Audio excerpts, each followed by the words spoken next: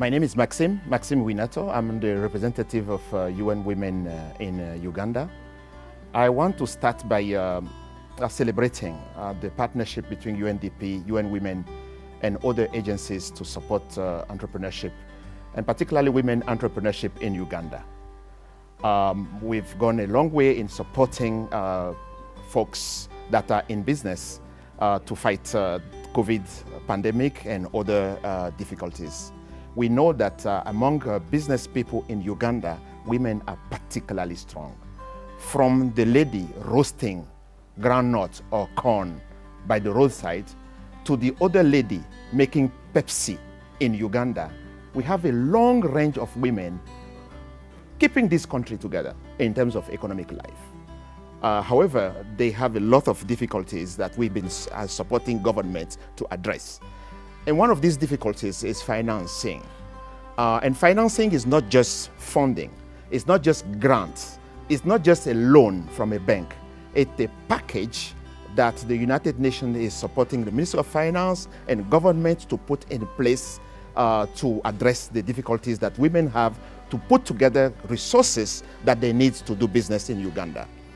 And in that respect, we want to also call on the private sector to come and help. And that's why this partnership between the UN and Stanbic is particularly important. We want to take the opportunity to call other businesses, other private sector enterprises to join this initiative to provide women with the resources that they need. When we talk about innovation, we usually look at technology.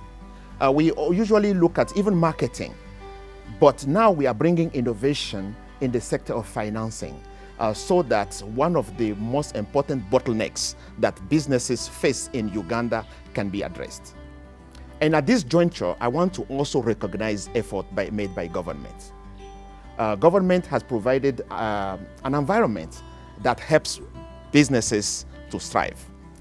And that comes from the policies that are in place, the financial mechanisms that are public that we are now supporting with the private side. And I want to thank government for that leadership. My other message has to do with the women themselves. People can open doors for you, but they will not push you in. And they will not keep also the door open forever. So I want to send down a message to businesses that are owned by women to now take the opportunity and engage into this door that is open. How do we take that opportunity? Self-organization, getting out to get the information that is required, meeting the criteria that the system is putting in place for you to be able to have access to the mechanism. So at that level, what UN Women is doing in terms of accompanying women in business will be very, very important.